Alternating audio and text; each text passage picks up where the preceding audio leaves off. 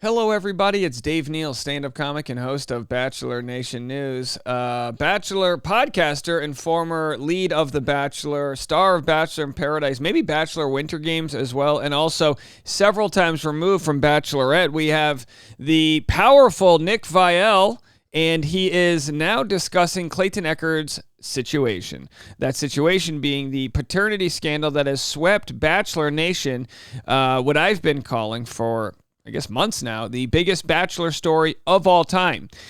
Say that for the people in the back. The biggest Bachelor story of all time. The one that nobody is talking about. Well, he decides to talk about it, and we're going to cover every inch and piece of this with no revisionary history whatsoever. Follow me on Instagram at DNeals, patreon.com/Dave Neal for behind-the-scenes live stream. I'll be going live right after this video if you want some behind-the-scenes tea, things that I can't quite share publicly yet, what's going on with my court case and all that jazz. That's where it'll be. Every afternoon, Bachelor Rush Hour, the hit podcast. We had an issue with Spotify yesterday. That's really out of my control. A glitch made it so that our episode did not air. If you are a Spotify-only listener in the afternoon, don't see my episode, go over to Apple Podcasts, go over to Stitcher, SoundCloud, maybe not SoundCloud, iHeartRadio. It's on a million different places, and you can get every single day's episode. Next week, we start with the morning rush hour. That's right. 20 plus minutes for your ride to work and 25 plus minutes for your ride home. All right. So Nick has Susie on his podcast, and of course, Susie dated Clayton. They were pretty serious. Susie's been one of the only Bachelor alumni to donate to both Clayton's GoFundMe and my GoFundMe, which is fine. I'm never going to be pressure Bachelor alumni to have my side whatsoever, but I will pressure Bachelor alumni to do the right thing, which isn't about me. It's about Clayton. It's about exposing this story to a greater sort of mainstream that has been kept in the dark. If you're not following my channel or on obscure subreddits or know where to look for it, you don't really know the details of this story. Nick will provide the reason why it's so important to be public about it, which is that most people only remember the initial news and then don't stick around for the actual truth. Let's get into it. Here's what Nick and Susie have to say. Did you, in any way follow Clayton's traumatic 1,000%. I was invested. I was in that shit. Locked in. I was in that shit. We were texting. We were calling each other. Okay. I was concerned for him. I had conversations with people close to the story as well, and I was blown away by the things I heard. Yeah. That I don't even totally feel comfortable Fair enough. talking about per se, but you had conversations what. So do you feel comfortable? Do you feel comfortable? So they're asking Susie to talk about things that they don't want to talk about. Why don't they want to talk about it? Well, because they've been threatened with the same lawsuits that I've been threatened with. And of course, I get it. I understand. They got a baby on the way. Why would they want to put themselves in harm's way with some litigation and have all this that can come after them when it's very sketchy? Well, my defense of that is you're always allowed to share your opinion. You're allowed to look at these public court cases and share your opinion. To be silenced from your opinion is to be robbed of your First Amendment rights. So as a podcaster, Nick needs to be very, very well aware of where his rights are, because when it comes down to it, you need to know those rights so you can express yourself. As long as my address isn't out for the public to find, because I'm scared. Yeah. Yeah. It should be. Did you? I feel like we can speak. Yeah. Cryptically. Did you hear some of the crazy shit that I heard? Yeah. Yeah. Oh yeah. Yeah. Wow, riveting content here, guys. Yeah. Everyone's in their car Yeah. screaming right now. Be like, tell us! Is he okay? Yeah, he's okay, but there was a period where he wasn't okay. And I think it was so disheartening to see, I'm just such a justice person where I'm I just want justice. So if somebody does something really horrible, I want a little vengeance. That's just who I am. And I don't need to go get it myself. I like to put it out for the universe and God. And I'm the karma. I'm do your thing. I do too, yeah. Yeah. I'm also patient when it comes to revenge. Me too. And this is where I start to feel like it's personal. And again, this could just be me feeling it, but he said he's patient when it comes to revenge. Here's what we have to remind people. And I'm not saying this to take a victory lap. I'm not saying this for any credit for me. This is actually credit towards my audience. If we didn't follow this case so closely, If we didn't co-sign a GoFundMe for Clayton and got him the proper legal representation, I don't know if he would have won his case. I don't know if the public sentiment would have swung in his direction. I don't know if the light would have shined into the dark crevices of this story if it wasn't for the people, not just me, that were brave enough to talk about this. So for those to say, oh, I'll wait for justice to prevail and then I'll comment on it. This was a case where he was quite possibly the third man in a row who was being put through extraneous litigation. Are these too big words for me? Maybe. Either way, I mean, look, guys, he was warned like everyone else was right here. He was warned right here. My mental health has been destroyed by Dave and Reality Steve since they have ignored the truth. If I am not offered that opportunity and you decide to cover the story with just Dave's point of view, my intention is to sue for defamation. You can't sue me for my point of view. You can't sue. I mean, you could try, but I'm allowed those opinions. I'm allowed to look at shitty evidence and say, I don't really understand. I might be an idiot. I went to state college. I'm not a prestigious equestrian over here. Right? But me thinks that it's not really living up to the scientific standard of proof that someone's pregnant. I could say that until she's giving birth. Heck, I could watch her give birth and still say, I don't know. I'm not really seeing it. Is that really a kid? I could say that. Now, in good faith, I'm just sharing my honest opinion, which is, so far, I haven't really seen the evidence and it looks kind of this and that way. But I pause here because I just say, man, does it suck for me to hear someone say, well, I'll be patient. Patience wasn't helping Clayton. The only thing that helped him out was that his court case was so confusing to the judge and that plaintiff or Jane Doe, I don't know if she was a plaintiff of that case, but when her lawyer tried to give evidence to Clayton on a USB drive right before the trial, minutes before they were supposed to be in the courtroom, and the fact that Clayton didn't have a laptop, that's the only thing that delayed it for a week and a half, allowed him to get better counsel and cross-examine Jane Doe and get things on the records and this and that. So if you, as an audience, weren't there, including Susie donated, but if you guys weren't there donating for Clayton's legal help, he might not have gotten it. Okay? So there's no patience in waiting for that. It was an urgent matter. I am too. I play the long game always. Yes. Yeah. Yeah. If you wronged me at some point in your life, and you probably know who you are, I haven't forgotten. It's brewing. Yeah. It's brewing. It's brewing. There's a good chance when it happens, you won't even know it's me. Exactly. I'm the same. We're sick. And I'm just saying this. And I'm pleading this from the rooftop. I'm going to text Nick right after I make this video. Nick, have me on. I'll share with you everything I know, and I'll share with you my opinions because I'm not afraid to share them here. I'm also not afraid to share them there. And I'm not afraid to share them in the LA Superior Courthouse. I'm not afraid of that. I've thought long and hard. I'm sticking true to what I believe is justice and true to my own opinions on what I'm seeing play out. And I'm not going to be, I'm not going to be bullied and pushed around by someone who thinks they can just take me to court. She already lost her temporary order of protection against me. A judge already ruled this is probably in violation of First Amendment rights. We have to go to a hearing that is scheduled for December 18th. And then we're going to let it all play out in the courtroom. Okay?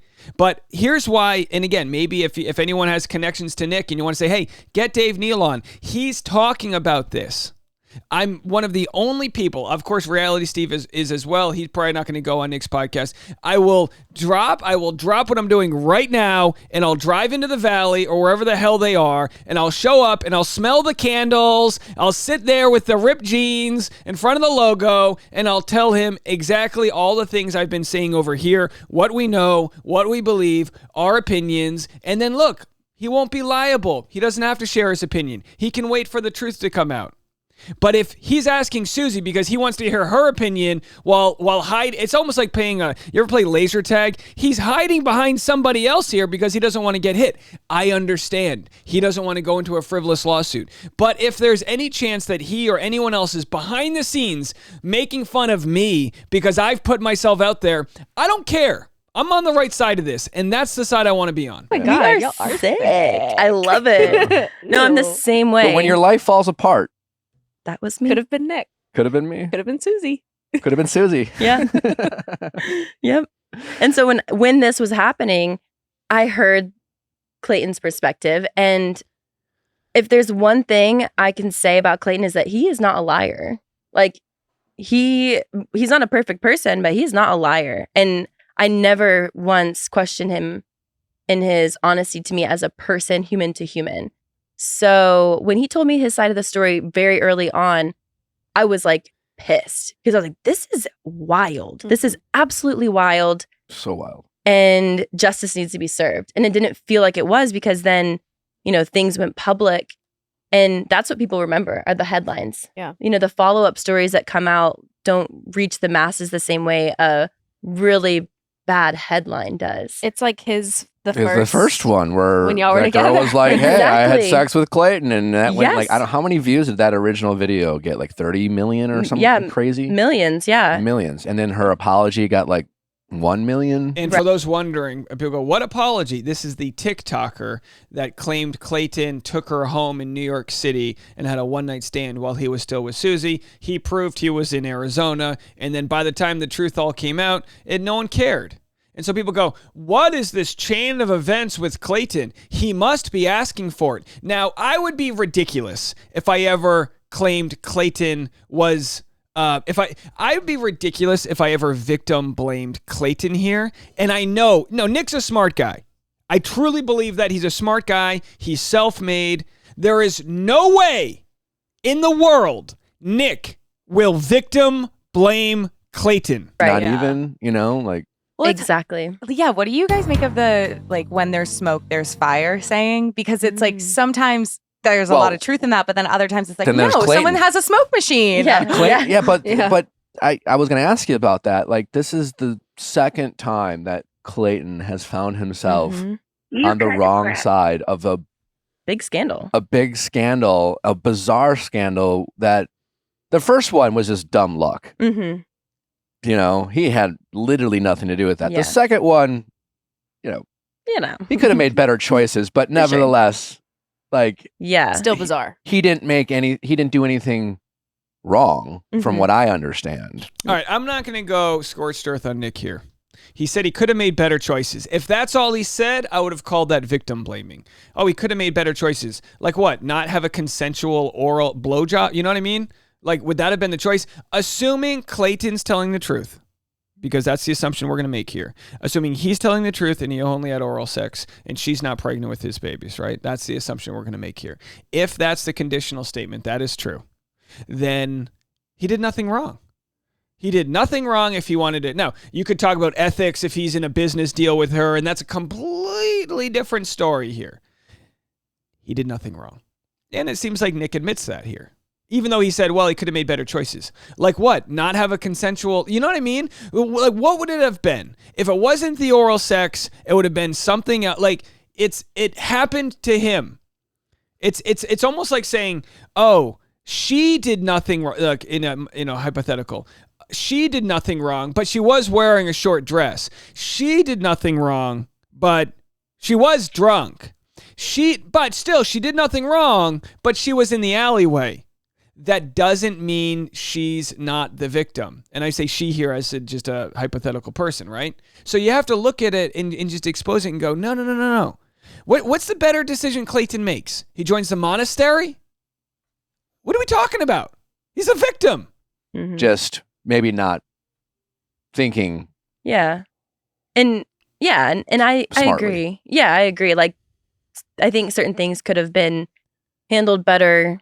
And I don't know all the details. And I honestly have respected his privacy. Like, I've let him open up to me when we've had communication, or like I did check in on him a couple of times because he did have mental health struggles after the show. and was open about them and talked about them and is like used his platform for good. But when he finally kind of told me what was going on, I was so shocked because I kept seeing dance videos, and I was thinking like, oh, you're still doing that. Yeah. And then when I heard what was happening behind the scenes and how dark it got for him at one point, I was like, wow. But all I see online is like, you know, the happy dancing. Yeah, doing your little thing. But even that, it sounds like silly, but he's really turned that into a positive thing when he said, like, he told me, he's like, you know, people are DMing me saying, you doing this new hobby is like inspiring me to pick up a new thing at this age. And like, so again, it's like he's using his platform in a positive way, despite the fact that he was going through something really dark. And he hasn't really like come forward and said that. And I'm sure like legally he can't really say a lot right now. But I hope he gets the chance to share his side, and I hope it makes headlines the way the first so do thing I. did. Yeah, I've extended the opportunity, but maybe with time. Maybe with time. So Nick has given Clayton the opportunity to tell his story on Nick's podcast. Now, obviously, this would be huge for Nick because, you know, he would get clicks and headlines and everything. So it's almost like this. Here's where I have the problem. And this, I guess, exists amongst all aspects of society. I always talk about how psychopathic, you know, industries can be, corporations, entertainment. So Nick wants zero chance that he can be sued here. But he wants to ask Susie what she thinks. He wants zero chance to put himself out there and have to deal with Jane Doe. But he wants to put Clayton on the show. How I'm not begging to go on. I'm just saying, like, hello. I'm like the kid in the back of the classroom who knows the right answer. Hello. You know, you ever hold your hand so long you got to hold it up. Hello. We're talking about it. I don't know what else to say. I've been rendered speechless. Hopefully. So I asked you when you were coming on. You haven't watched any Housewives? All right, so then they move on to another topic. All right, folks. Hey, like I said, I'm torn. And on one end, I don't blame Nick for his business model of wanting to, wait and see how it all plays out. But on the other hand, we will not have revisionary history on who was the side of publicly putting themselves out there, defending not just Clayton, but truth and getting to what the truth is. And look, like I said all along, she might deliver 2 babies. They take the test. It turns out the fetal DNA was hiding behind the ovaries, and hey, Mom, here I am. Hey, Dad. Hey, Uncle Dave. Whatever. They might be real, but we just haven't seen that evidence to have our minds changed. And that's not illegal, folks. We'll be back for after this.